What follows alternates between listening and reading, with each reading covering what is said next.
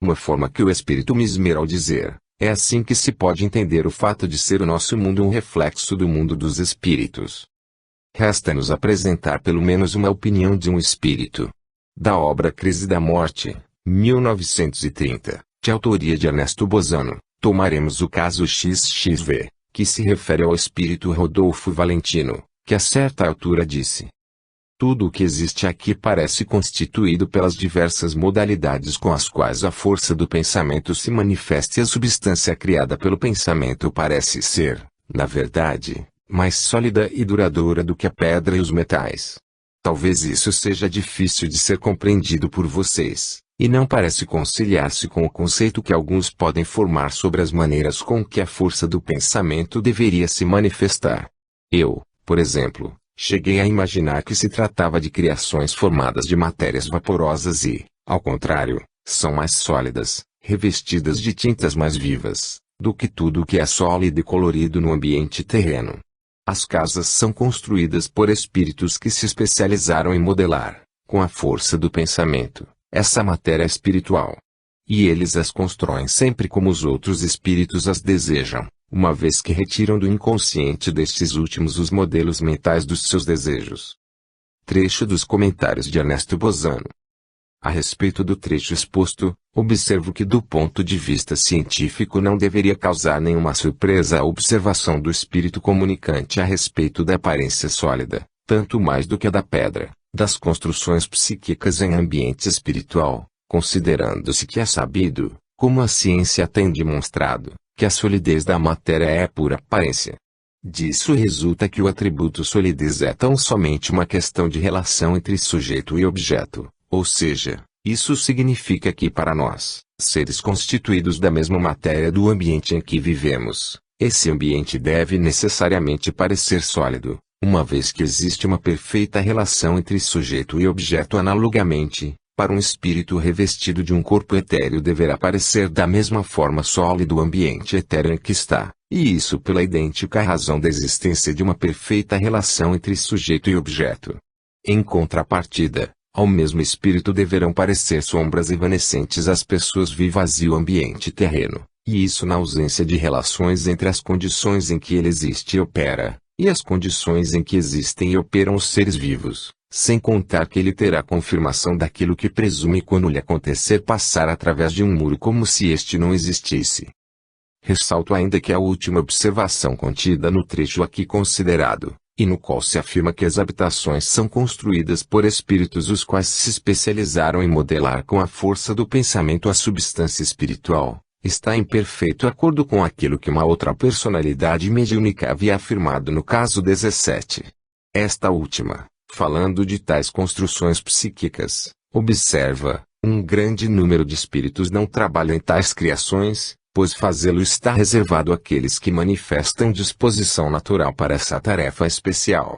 Em se tratando de uma concordância relativa a um detalhe secundário, ela resulta teoricamente mais importante do que muitas outras relativas a detalhes fundamentais, visto que a hipótese das coincidências fortuitas torna-se cada vez menos verossímil à medida que as concordâncias entre as descrições dos espíritos comunicantes se referem a detalhes cada vez mais minuciosos ou de pouca importância.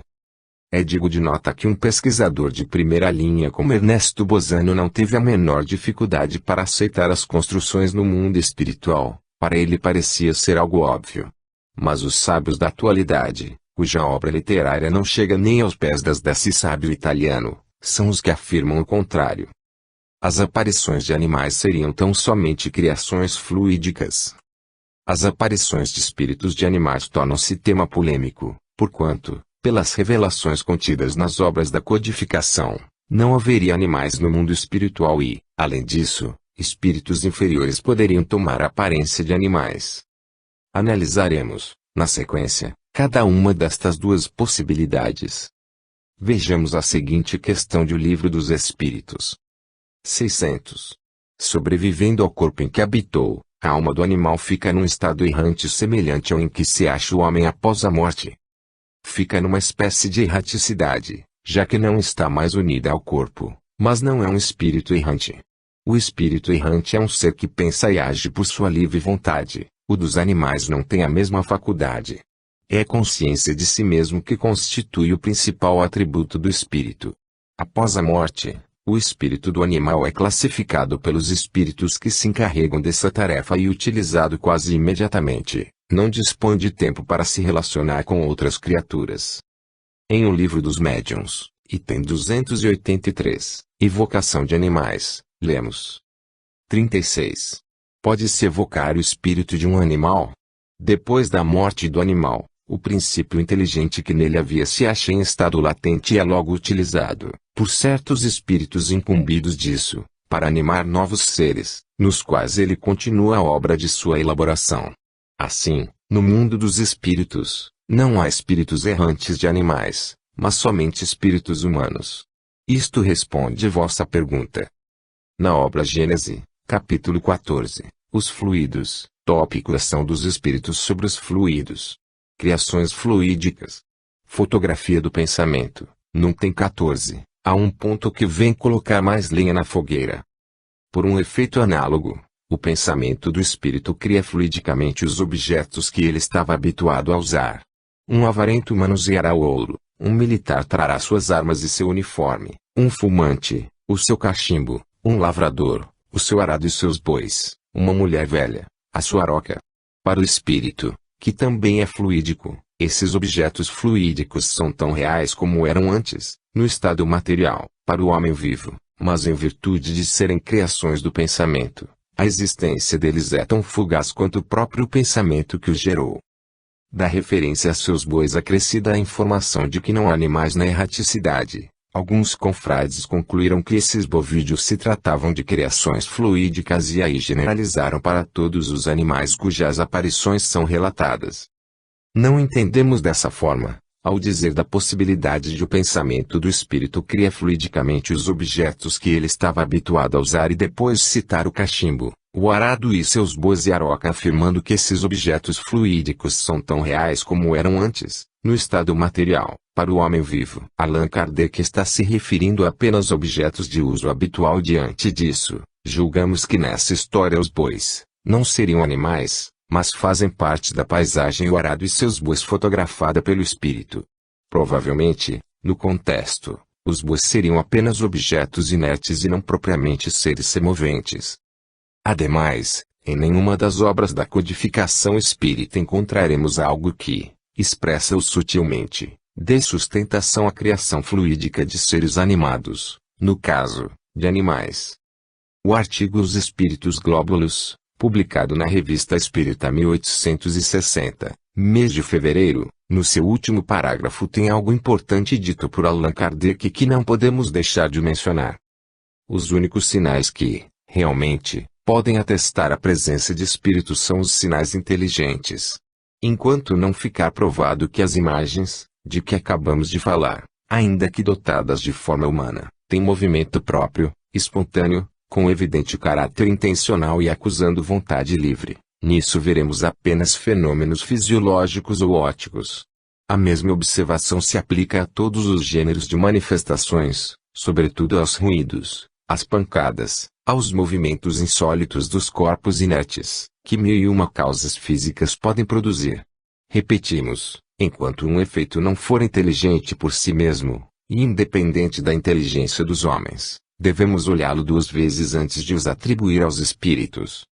Dessa forma, fica bem definido que se algo for levado à conta de criação fluídica, somente o será se não demonstrar movimento próprio, espontâneo, com evidente caráter intencional e acusando vontade livre. Caso contrário deverá ser visto apenas, como, fenômeno fisiológico óptico. Partindo dessa premissa, é imprescindível citarmos o artigo Manifestação do Espírito dos Animais, publicado na Revista Espírita 1865, no mês de maio, no qual o codificador registra uma carta de um correspondente de Dieppe, em que narra a aparição de uma cadelinha de nome Mica. Agonizante meu pobre filho, falecido em Boulogne-sur-Mer, onde continuava seus estudos, tivera de um de seus amigos uma encantadora cadelinha que havíamos educado com cuidado extremo. Ela era, em sua espécie, a mais adorável criaturinha que fosse possível imaginar. Nós a amávamos como se ama tudo aquilo que é belo e bom.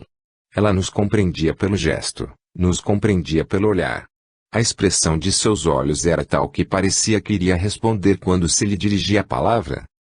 Depois do decesso de seu jovem dono, a pequena Mica, era seu nome, me foi conduzida de Epi, e, segundo seu hábito, ela dormia quentemente coberta aos meus pés, sobre minha cama. No inverno, quando o frio maltratava muito, ela se levantava, fazia ouvir um pequeno gemido de uma extrema doçura, o que era a sua maneira habitual de formular um pedido. Comigo a pobre pequena passava felizes dias. 1000 coisas doces não lhe faltavam, mas, em setembro último, caiu doente e morreu. Ultimamente, pelo meio da noite, estando deitado mas não dormindo, ouvi partir do pé de minha cama esse pequeno gemido que produzia a minha pequena cadelinha quando desejava alguma coisa.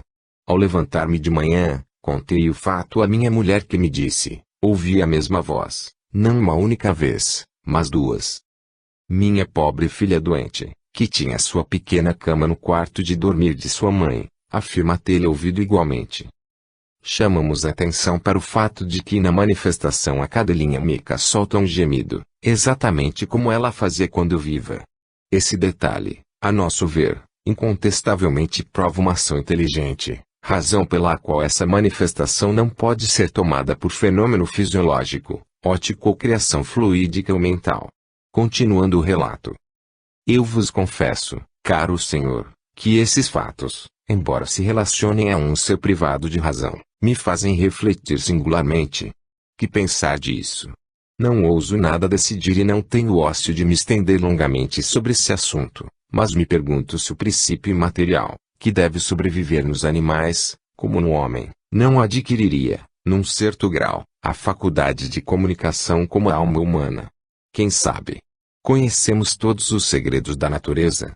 Evidentemente não. Quem explicará as leis das afinidades? Quem explicará as leis repulsivas? Ninguém.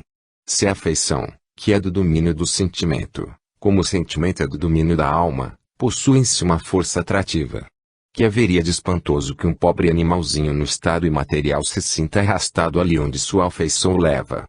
Direi somente que ela pode estar nas coisas possíveis. E sem ir mais adiante, acrescentarei que constato um fato apoiado num tríplice testemunho, e que se esse fato se produziu, foi porque pôde se produzir. Além disso, esperemos que o tempo nos esclareça, não tardaremos talvez a ouvir falar de fenômenos da mesma natureza. Esses questionamentos fazem todo o sentido, especialmente, conhecemos todos os segredos da natureza.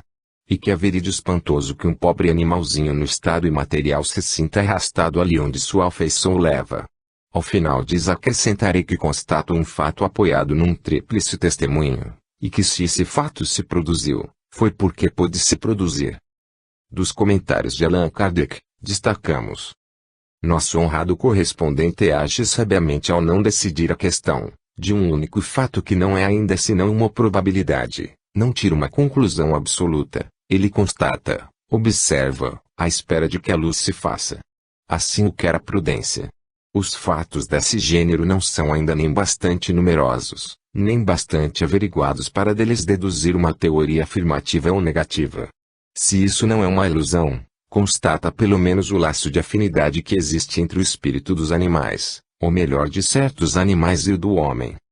Em todos os casos, se existem pontos de contato entre a alma animal e a alma humana, isso não pode ser, do lado da primeira, senão da parte dos animais mais avançados. Um fato importante a constatar é que, entre os seres do mundo espiritual, jamais foi feita a menção de que existam espíritos de animais. Pareceria disso resultar que estes não conservam a sua individualidade depois da morte, e, de um outro lado, essa cadelinha que teria se manifestado, pareceria provar o contrário. Vê-se, segundo isto, que a questão está ainda pouco avançada, e não é preciso se apressar em resolvê-la. Tendo sido lida a carta acima à Sociedade de Paris, a comunicação seguinte foi dada a este respeito. É importante esta consideração do codificador: os fatos desse gênero não são ainda nem bastante numerosos, nem bastante averiguados para deles deduzir uma teoria afirmativa ou negativa. Julgamos que isso comprova que, na sua percepção, a manifestação de animais não seria algo de todo impossível de acontecer. E, numa das partes que cortamos, Ele também afirma que não é pelos sistemas que se pode resolver esta grave questão, é pelos fatos, teor que merece reflexão da parte de todos nós. Ao lembrar que entre os seres do mundo espiritual, jamais foi feita a menção de que existam espíritos de animais, Allan Kardec questiona, essa cadelinha que teria se manifestado, pareceria provar o contrário. Portanto, parece-nos claro que ele não fechou a questão, mas, como homem da lógica que era, deixou espaço aberto para que tais manifestações possam ocorrer, embora não tenha explicado como elas aconteceriam. Na data de 21 de 04 de 1865, um espírito manifestou-se e fez considerações a essa questão. De sua mensagem, transcrevemos esses trechos que têm relação com o nosso tema. Paris, 21 de abril de 1865. Médium, Sr. Ivese. Vou tocar uma grave questão esta noite, falando-vos das relações que podem existir entre a animalidade e a humanidade. Mas nesse recinto, quando, pela primeira vez, minhas instruções vos ensinaram a solidariedade de todas as existências e as afinidades que existem entre elas, um murmúrio se elevou numa parte desta assembleia, e eu me calei. Deveria fazer o mesmo hoje, apesar de vossas perguntas? Não, uma vez que vais entrar no caminho que eu vos indiquei. Entre os animais domésticos e o homem as afinidades são produzidas pelas cargas fluídicas que a esta causa somente que poderão ser devidas estas manifestações que vem de vos ler. Não se está, pois, enganado ouvindo um grito alegre do animal e conhecendo os cuidados de seu senhor, e vindo, antes de passar ao estado intermediário de um desenvolvimento a outro, trazer-lhe uma lembrança. A manifestação pode, pois, ocorrer, mas ela é passageira, porque o animal, para subir de um degrau, é preciso um trabalho latente que aniquile, para todos, todo sinal exterior de vida. Ser-nos-ia, pois, difícil vos falar dos espíritos de animais do espaço, ele não existe, ou antes sua passagem é tão rápida que é como nula, e que no estado de crisálida, não poderiam ser descritos. Portanto, a manifestação da cadelinha foi dada como verdadeira, embora passageira, conforme argumentado. Especificamente, quanto à existência de animais no mundo espiritual foi dito que é tão rápida que é quase que é nula a sua permanência por lá, porém não se afirmou que isso seria um obstáculo intransponível à manifestação de animais. E finalizando o artigo, Allan Kardec inseriu esta nota. Como explicação do fato precitado, sua teoria é racional e concorda, pelo fundo, com a que prevalece hoje nas instruções dadas na maioria dos centros. Quando tivermos reunido todos os documentos suficientes, nós os resumiremos em um corpo de doutrina metódico, que será submetido ao controle universal. Até lá não são senão balizas colocadas sobre o caminho para clareá-lo. O codificador fez valer isto que dissera contra os fatos: é preciso, necessariamente, abaixar as armas. E fica à espera de que se reúna mais ocorrências, com o objetivo de se aplicar o controle universal, a fim de defini-la positiva ou negativamente. O que Allan Kardec fez diante desse relato informando a manifestação de espírito de animal? Disse tratar-se de criação fluídica. Não. Ele, como homem de ciência, deixava que os fatos norteassem tudo. A possibilidade de espíritos se apresentarem com a aparência de um animal entra aqui para que se possa separar uma coisa da outra, ou seja, uma possível criação fluídica e de uma real transformação perispirítica. Do artigo das aparições, publicado na Revista Espírita 1858, mês de dezembro, destacamos o seguinte parágrafo. O perispírito, separado do corpo, afeta uma forma determinada e limitada, e essa forma normal é a do corpo humano, mas não é constante. O espírito pode dar-lhe, à sua vontade, as aparências mais variadas e até a de um animal ou de uma chama. De resto, isto se concebe muito facilmente. Não se vê em homens darem, ao seu rosto, as expressões mais diversas, imitarem, ao ponto de enganarem, a voz, o rosto de outras pessoas, parecerem corcundas, coxos, etc. Quem reconheceria na cidade certos atores que não se vira senão caracterizado no palco? Se, pois, o homem pode assim dar ao seu corpo material e rígido aparências tão contrárias, com mais forte razão o espírito pode fazê-lo com um envoltório eminentemente flexível, e que pode prestar-se a todos os caprichos da vontade. Do item 100 de O Livro dos Médiuns, ressaltamos a seguinte questão. 30. Os espíritos poderiam apresentar-se sob a forma de animais? Isto pode acontecer, mas somente espíritos muito inferiores tomam essas aparências. Em todos os casos, a forma animalesca não passará de uma aparência momentânea, pois seria absurdo acreditar que um animal verdadeiro, qualquer que seja, pudesse ser a encarnação de um espírito. Os animais são sempre animais e nada mais do que isto. E, finalizando, trazemos o seguinte parágrafo do comentário de Allan Kardec após a narrativa de As Visões do Senhor O, publicada na Revista Espírita 1861, mês de julho. Parece-nos que há o suficiente para nos permitir apreciá-las e determinar o caráter da alucinação. Compreenderão a analogia que ela tem com as figuras que muitas vezes se apresentam em estados de sonolência, e que devem ter as mesmas causas. Disto estamos convencidos pelo simples fato da multidão de animais que ele viu.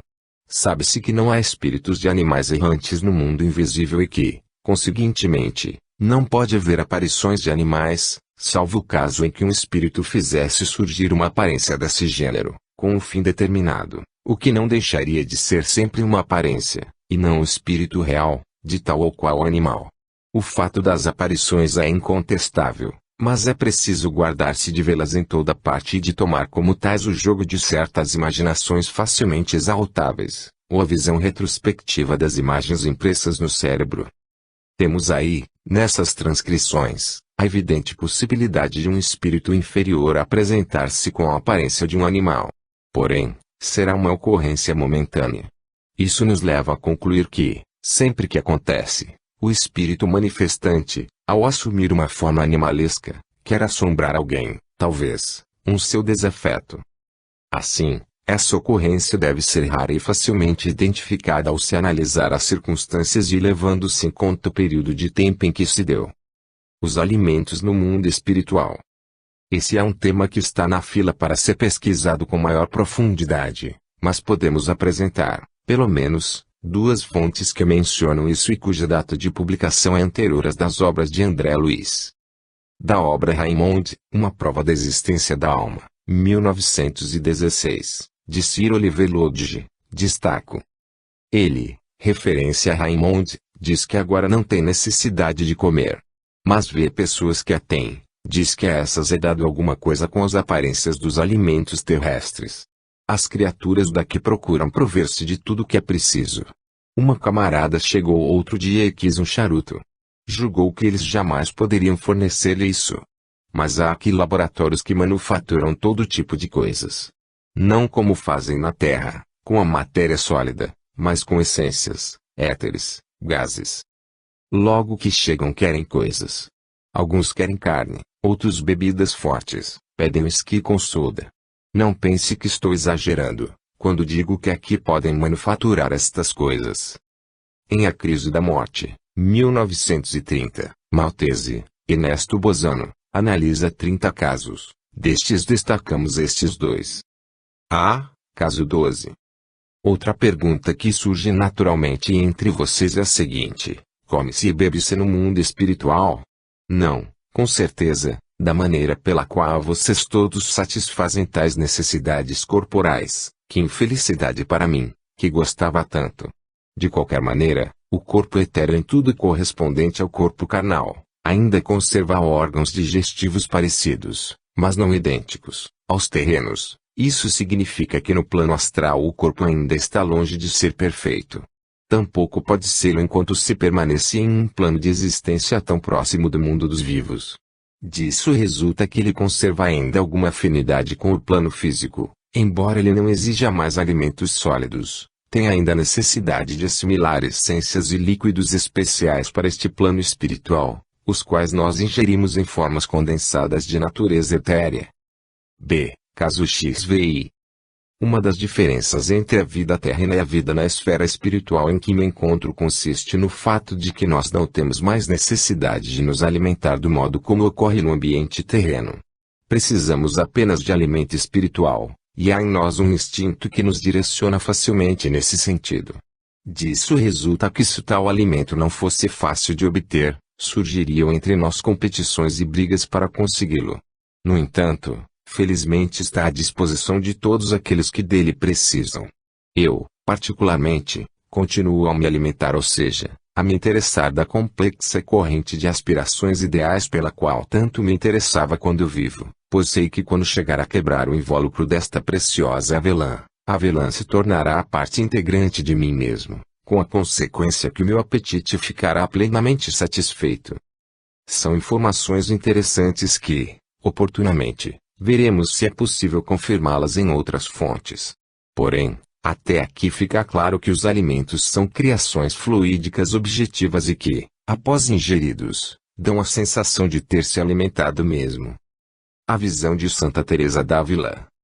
A visão de Santa Teresa d'Ávila, conhecida como Santa Teresa de Jesus, mencionada por Allan Kardec na obra O Céu e o Inferno, à primeira vista, seria um caso desfavorável às construções de cidades no mundo espiritual, razão pela qual é necessário vê-lo um pouco mais de perto, para conhecer seus detalhes. A bem da verdade, ainda não havíamos nos interessado em ver o que o codificador falou, especialmente para vermos todo o contexto e não apenas partes, como muitas vezes se faz por aí. Mas, a ideia de ver em loco surgiu, aliás, estava mesmo nos perseguindo, se assim podemos nos expressar. Na obra O Céu e o Inferno, primeira parte, capítulo 4, o Inferno, tópico Descrição do Inferno Cristão, do item 12, Allan Kardec menciona Santa Teresa d'Ávila no seguinte trecho. Há, contudo, teólogos mais ousados ou mais esclarecidos que dão do inferno descrições mais detalhadas, variadas e completas. E embora não se saiba em que lugar do espaço está situado esse inferno, há santos que o viram. Eles não foram lá com a lira na mão, como Orfeu, ou de espada em punho, como Ulisses, mas transportados em espírito. Santa Teresa é desse número. De acordo com a narrativa da santa, haveria cidades no inferno, ela aí viu, pelo menos, uma espécie de viela longa e estreita como essas que existem em velhas cidades, percorreu horrorizada, caminhando sobre terreno lodoso e fétido, no qual pululavam monstruosos répteis. Foi, porém, detida em sua marcha por uma muralha que interceptava a viela, abrigou-se num nicho da muralha, sem saber explicar a ocorrência. Era, diz ela, o lugar que lhe destinavam se abusasse, em vida, das graças concedidas por Deus em sua cela de Ávila. Apesar da facilidade maravilhosa que tivera em penetrar esse nicho de pedra, não podia sentar-se, ou deitar-se, nem se manter de pé. Tampouco podia sair. Essas paredes horríveis, abaixando-se sobre ela, envolviam-na, apertavam-na como se fossem animadas de movimento próprio. Parecia-lhe que a afogavam, estrangulando-a, ao mesmo tempo que a esfolavam viva e a retalhavam em pedaços. Ao sentir queimar-se, experimentou, igualmente, toda sorte de angústias. Sem esperança de socorro, tudo era trevas à sua volta, embora percebesse não sem pavor, através dessas trevas, a hedionda viela em que se achava, com a sua imunda vizinhança. Este espetáculo era ali tão intolerável quanto os apertos da prisão. Esse não passava, certamente, de um pequeno recanto do inferno. Outros viajantes espirituais foram mais favorecidos.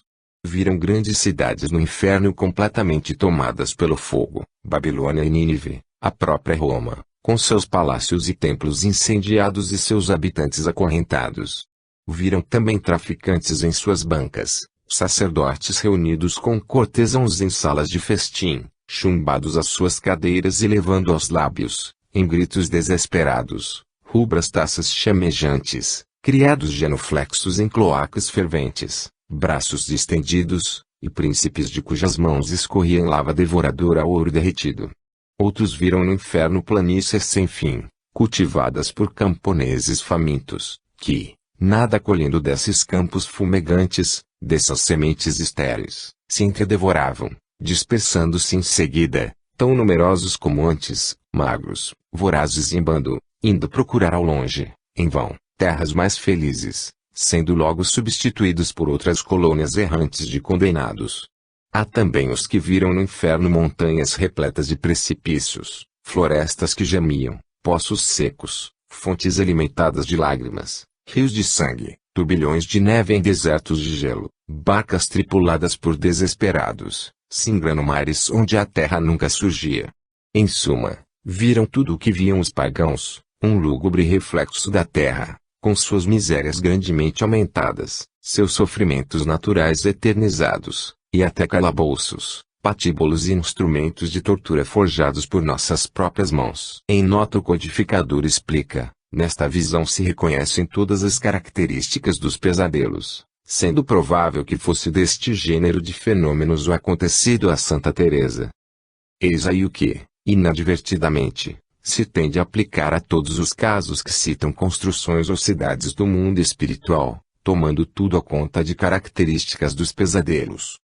Mas, para não cair em erro, é necessário ver o contexto, razão pela qual voltaremos ao livro Céu e o Inferno, primeira parte, capítulo 4, o Inferno, tópico Descrição do Inferno Cristão, para analisar o teor do item 15, que finaliza esse capítulo. 15. É de perguntar-se como alguns homens foram capazes de ver essas coisas em estado de êxtase, quando elas de fato não existem. Não cabe aqui explicar a origem das imagens fantásticas, tantas vezes reproduzidas com todas as aparências de realidade. Diremos apenas ser preciso considerar, em princípio, que o êxtase é a menos segura de todas as revelações porque o estado de superexcitação nem sempre implica um desprendimento tão completo da alma que se impõe à crença absoluta, denunciando muitas vezes o reflexo de preocupações da véspera. As ideias com que o espírito se nutre e das quais o cérebro, ou melhor, o envoltório perispiritual que a este corresponde, conserva a forma ou a estampa, se reproduzem amplificadas como em uma miragem, sob formas vaporosas que se cruzam, se confundem e compõem um todo extravagante. Os estáticos de todos os cultos sempre viram coisas relacionadas com fé que possuíam. Nada há, pois, de extraordinário que Santa Teresa e outros, tanto quanto ela saturados de ideias infernais pelas descrições, verbais ou escritas, hajam tido visões, que não são, propriamente falando, mais que reproduções por efeito de um pesadelo. Um pagão fanatizado teria antes visto Tártaro e as Fúrias, ou Júpiter, no Olimpo, empunhando o raio. Dessa explicação concluímos que a visão de Santa Teresa d'Ávila foi produto de um estado de êxtase. Portanto, algo bem específico, que não poderá ser generalizado para todos aqueles que, em algum estado de emancipação da alma, testemunham construções no mundo espiritual. Entendemos que, nos casos de revelações provindas de inúmeros espíritos a respeito de construções e cidades, não faz sentido apresentar essa visão de Santa Teresa para negá-las, porquanto são situações completamente diferentes. Em nota, Allan Kardec citou as questões 443 e 444 de O Livro dos Espíritos, daí ser necessário vermos o teor delas. 443. Há coisas que o estático pensa ver, mas que, evidentemente, resultam de uma imaginação abalada pelas crenças e preconceitos terrenos. Assim, nem tudo o que ele vê é real. O que ele vê é real para ele, mas, como seu espírito está sempre sob a influência das ideias terrenas, pode ver à sua maneira, ou, melhor dizendo, pode exprimir o que viu numa linguagem condizente com os seus preconceitos e as ideias em que foi criado, ou com os vossos preconceitos, a fim de ser mais bem compreendido. É sobretudo nesse sentido que ele pode errar. 444. Qual o grau de confiança que se pode depositar nas revelações dos estáticos? O estático pode enganar-se com muita frequência, sobretudo quando quer penetrar naquilo que deve continuar a ser mistério para o homem, porque, então, se deixa levar por suas próprias ideias, ou se torna joguete de espíritos enganadores que se aproveitam de seu entusiasmo para o fascinar. Não podemos nos esquecer que, em O Livro dos Espíritos, livro 2, capítulo 8, Emancipação da Alma, essas duas questões estão inseridas no tópico êxtase. Portanto, para interpretar as respostas, por absoluta questão de lógica, não poderemos sair desse contexto. A visão de Santa Teresa d'Ávila como um produto de êxtase também poderá ser corroborada neste trecho do item 27, do capítulo 14, os fluidos de a Gênese. É assim que o pensamento de pessoas fortemente imbuídas de certas crenças religiosas e com elas preocupadas lhes apresenta o inferno, suas fornalhas, suas torturas e seus demônios, tais quais essas pessoas os imaginam. Às vezes, é toda uma epopeia. Os pagãos viam Olimpo e o Tártaro, como os cristãos veem o inferno e o paraíso. Se, ao despertarem ou saírem do êxtase, conservam lembrança exata de suas visões, tais pessoas as tomam como realidades confirmativas de suas crenças, quando tudo não passa de produto de seus próprios pensamentos. É preciso, pois, que se faça uma distinção muito rigorosa nas visões estáticas, antes de se dar crédito a elas. A tal propósito, o remédio para a excessiva credulidade é o estudo das leis que regem o mundo espiritual. Temos aí o retrato da realidade com a qual, sem dúvida, podemos inferir a visão de Santa Teresa como um pesadelo, pois a ideia de inferno lhe era uma fixação mental. Conclusão. Uma coisa é uma criação fluídica no mundo material, que, certamente, terá caráter temporário, uma vez que o que ela produz não faz parte das leis que vigoram nesse plano. Julgamos, porém, que qualquer criação fluídica do mundo espiritual em que será usado o fluido cósmico universal como sua fonte deve ser vista com outros olhos, podendo, por lógica, ter uma vida bem mais longa, que, certamente, dependerá da força do pensamento e da vontade do espírito que a produziu. Resumidamente, diremos que, em nossa pesquisa, apesar da possibilidade de terem mais, detectamos 4 tipos de criações fluídicas quanto ao aspecto de seu resultado. Primeiro, a nível do perispírito, tangibilidade, transfiguração, vestimentas, deformidades, zoantropia, etc. Segundo, imagens do pensamento, imagens do que está pensando, sonhos, alucinações. Terceiro, realizadas no plano físico, objetos que estava acostumado a usar, tabaqueira, charuto, etc. Quarto, as produzidas no plano espiritual, construções em geral, casas, moradias, hospitais, etc. A nível do perispírito não temos dúvida de que se revestem de um caráter temporário. Em relação às produzidas no plano espiritual, com a matéria própria dele, é preciso deixar bem claro, porque teriam esse caráter temporário. Não faz sentido, uma vez que a vida espiritual é, realmente, a verdadeira vida, e a vida normal do espírito. E, finalizando, reportamos a esta frase de Allan Kardec, constante do artigo dos homens duplos e das aparições de pessoas vivas, publicado em obras póstumas. O mundo invisível é um campo ainda novo de observações e seríamos presunçosos se pretendêssemos haver sondado todas as suas profundezas, quando incessantemente novas maravilhas se ostentam aos nossos olhos. Fim.